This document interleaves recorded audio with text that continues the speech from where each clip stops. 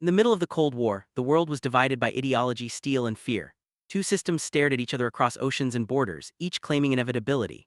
On one side stood the United States, powered by markets, dollars, and consumer abundance. On the other stood the Soviet Union, built on central planning, controlled scarcity, and the promise that capitalism would eventually collapse under its own excess. Both sides measured power in missiles, tanks, and fleets. But beneath the nuclear posturing lay a quieter battlefield: money. The Soviet Union had many weapons. It had land, it had oil, it had labor. What it did not have was a currency anyone trusted outside its borders. The ruble was not convertible, it could not be freely exchanged, it could not be used in global trade, it existed inside the system and nowhere else. For decades, this isolation was intentional. Soviet planners believed money itself was a capitalist illusion, a tool of exploitation. In theory, the state did not need global trust. It only needed control. But the modern world ran on trade. Ships did not move on ideology. Goods did not flow on promises. Steel, grain, machinery, and technology demanded payment. And payment demanded something the Soviet Union did not possess in sufficient quantity: hard currency. By the late 1950s, the Soviet economy was already showing strain. Industrial output looked impressive on paper, but consumer goods were scarce. Shelves were thin, variety barely existed. The system could build rockets, but it struggled to deliver comfort. Soviet leaders knew this. They watched the West carefully. They saw refrigerators, televisions, branded products, and an entire culture built around choice. And they understood something dangerous: scarcity erodes faith faster than propaganda can replace it. The first cracks appeared not through weapons but through taste. In 1959, during the American National Exhibition in Moscow, the United States brought a carefully curated vision of its lifestyle to the heart of the Soviet Union. Model kitchens, washing machines, color televisions, and among them a simple cold drink, dark liquid, sweet, carbonated, served in a paper cup: Pepsi. It was supposed to be insignificant, a novelty, a curiosity, but when Soviet visitors tasted it, the reaction startled both sides. Lines formed, people returned again and again, not because the drink was essential but because it was different. It represented something forbidden: abundance without explanation, pleasure without rationing. For the first time, an American consumer brand had found demand inside the Soviet Union. There was only one problem: Pepsi could not be paid. The ruble was useless outside Soviet borders. Pepsi could not accept it. Dollars could not legally circulate inside the USSR. Direct payment was impossible. Under normal circumstances, this would have ended the story. But Cold War economics were never normal. Behind closed doors, negotiations began. Quiet ones, careful ones, not between governments but between systems that officially refused to acknowledge each other's logic. Pepsi wanted access to a massive population. The Soviets wanted Western goods without surrendering monetary control. Neither side trusted the other, but both saw opportunity. The solution they reached was not monetary, it was barter. Instead of money, Pepsi would accept Soviet goods, products the USSR could export without undermining its ideology. At first it was vodka. Stolichnaya, Soviet vodka exported to the West, sold for dollars. Those dollars flowed back to Pepsi. It was an elegant workaround: no currency conversion, no ideological surrender, just exchange. By the early 1970s, Pepsi became the first American consumer product officially sold inside the Soviet Union. Factories were built, bottles filled, distribution expanded. Soviet citizens drank Pepsi in a country where Coca-Cola remained banned.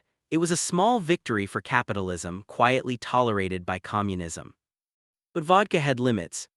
As Pepsi's presence grew, so did the imbalance. Soviet vodka exports could not keep up with the scale of soda consumption. Demand outpaced supply. The barter mechanism strained, and beneath it all lurked the same unresolved issue: the ruble was still unusable. The Soviet Union still lacked hard currency, and Pepsi still wanted to grow. By the late 1980s, the situation became impossible to ignore. The Soviet economy was deteriorating rapidly. Oil prices fluctuated.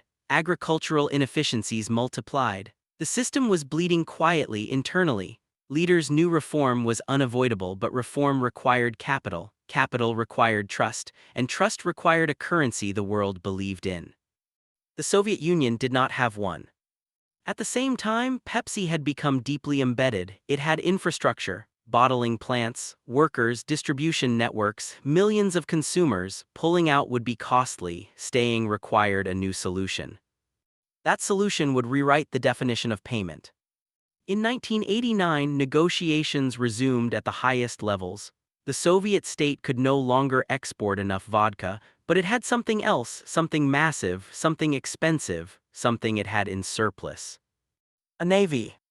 Decades of Cold War military production had left the Soviet Union with vast fleets of ships, destroyers, cruisers, submarines, auxiliary vessels. Many were aging, some were obsolete, others were simply too expensive to maintain. They represented sunk cost, idle steel, power that no longer translated into security. And so the unthinkable was proposed. Instead of vodka, instead of money, the Soviet Union would pay Pepsi with ships.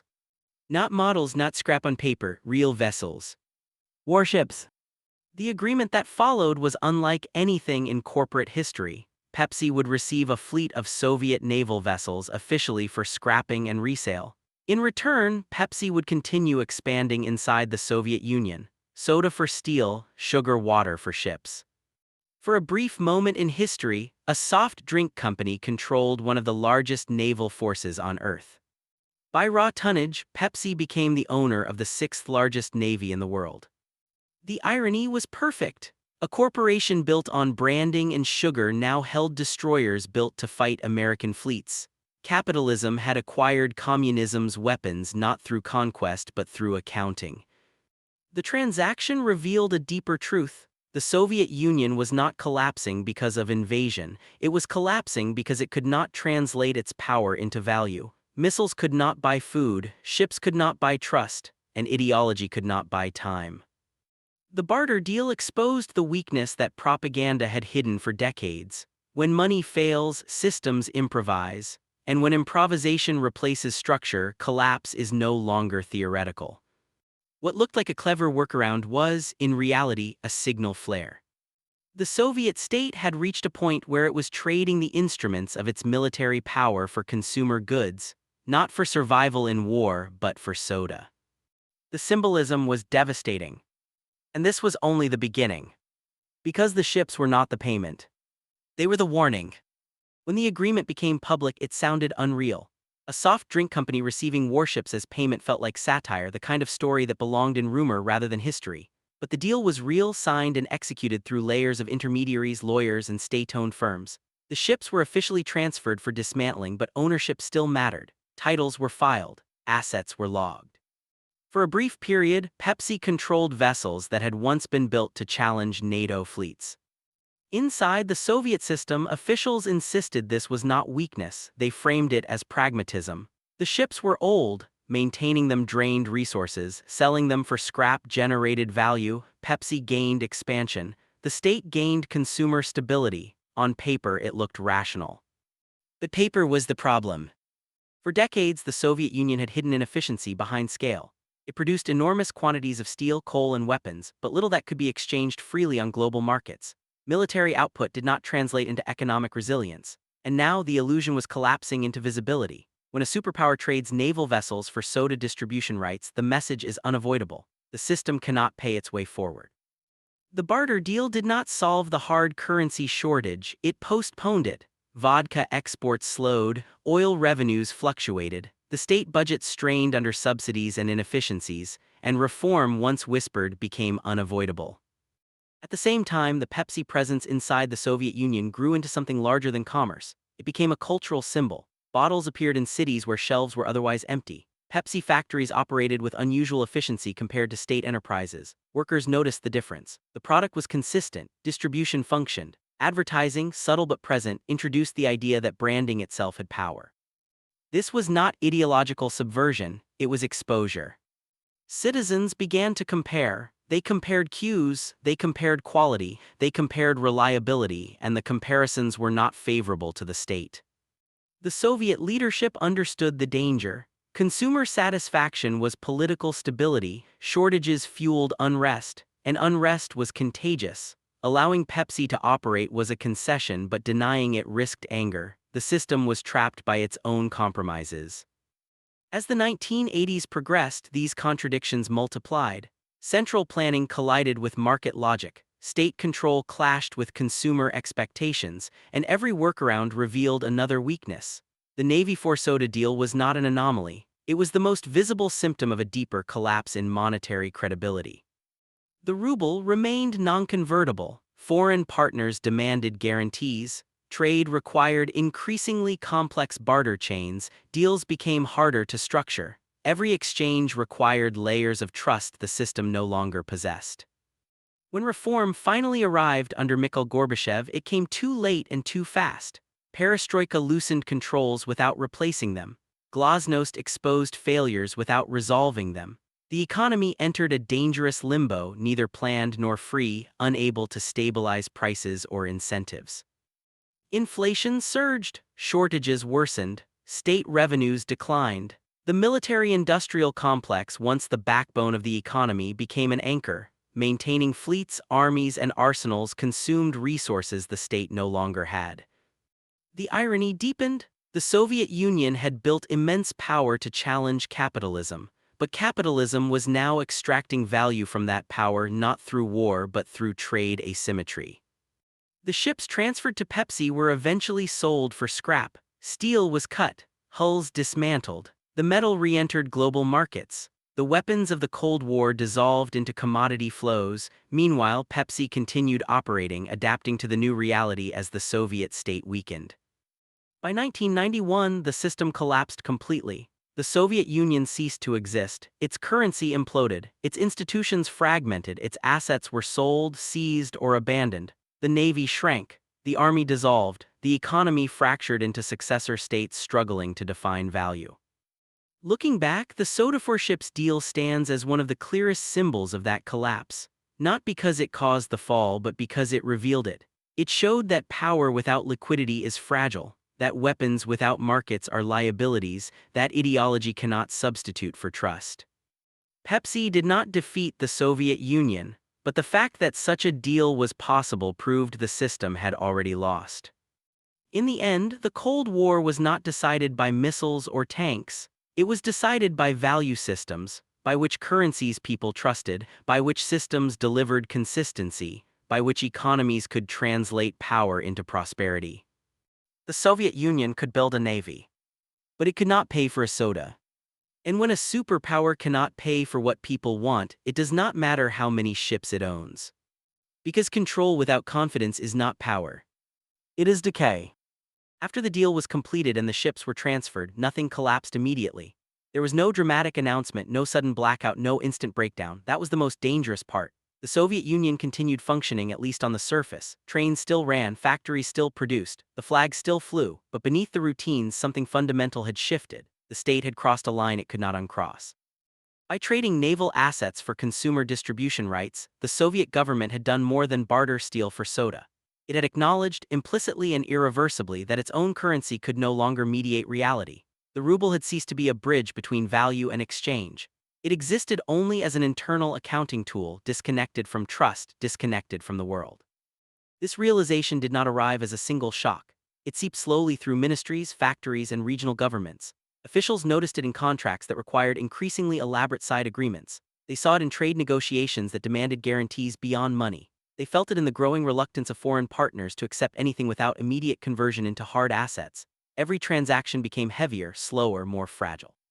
The Soviet Union had not run out of resources, it had run out of credibility. For decades, the system had measured success by output: tonnage of steel, number of tanks, kilometers of rail laid, ships launched, but none of these metrics measured confidence.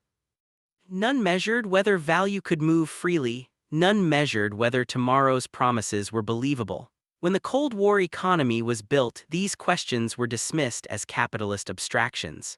By the late 1980s, they were unavoidable. The Navy for soda deal became a quiet reference point inside economic circles. It was never discussed openly, but it was understood. If a superpower could not pay for a beverage without dismantling its military hardware, then the problem was not liquidity, it was structural failure. At the same time, internal contradictions multiplied. Consumer expectations had been awakened but not satisfied. Pepsi factories operated with efficiency that stood in stark contrast to surrounding state enterprises. Workers noticed the difference in logistics, maintenance, consistency. The presence of a Western company functioning smoothly inside a planned economy exposed inefficiencies no amount of ideology could explain away. This did not cause rebellion, it caused comparison. Comparison is fatal to systems built on controlled narratives. As perestroika loosened restrictions, the economy entered a dangerous hybrid state. Prices were partially freed, but wages were not. State enterprises were told to become efficient without market signals. Managers were held accountable for profitability in a system that still distorted inputs and outputs. Inflation crept upward, then surged. Shortages worsened. Hoarding increased. Trust declined. The barter economy expanded far beyond soda and ships. Entire regions stopped relying on currency altogether. Goods were exchanged directly: fuel for food, machinery parts for services. Military surplus leaked into civilian trade. Value fractured into localized systems that did not communicate with each other. The national economy no longer functioned as a single organism. It fragmented into disconnected survival loops. The central government watched this unfold with diminishing authority. Monetary policy lost effectiveness. Printing money accelerated inflation. Restricting it caused paralysis. Every lever produced unintended consequences, and every attempt to impose order revealed how little control remained. The military, once the pillar of stability, became a burden. Maintaining fleets, bases, and personnel consumed resources the state could no longer justify. Officers were paid in depreciating currency. Morale declined, equipment aged, readiness suffered. The illusion of strength remained, but the foundation beneath it was hollowing out. The Pepsi transaction, once framed as pragmatic efficiency, now looked like an omen. It marked the moment when military power was no longer untouchable, when it became negotiable, when weapons became assets to be liquidated rather than symbols to be preserved. By the time the Soviet Union formally dissolved in 1991, the outcome felt sudden only to those who had not been watching the economic signals. For those inside the system, the collapse felt like a long-delayed confirmation. The structures had been failing quietly for years. The soda for ships deal had simply revealed the truth in a way that could not be ignored. After the collapse, analysts revisited the transaction not as a curiosity but as a case study.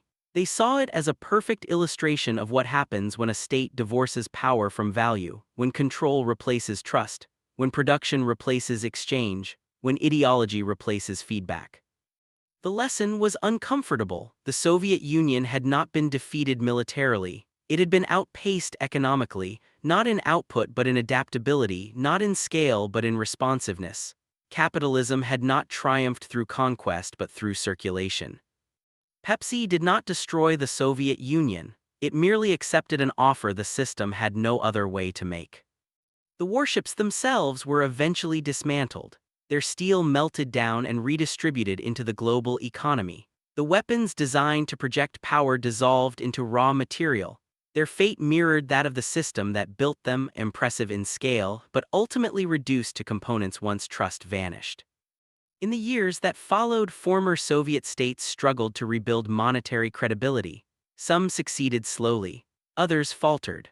All learned the same lesson the hard way: a currency is not sustained by force or decree or ideology. It survives only if people believe it will hold value tomorrow. That belief cannot be commanded. It must be earned.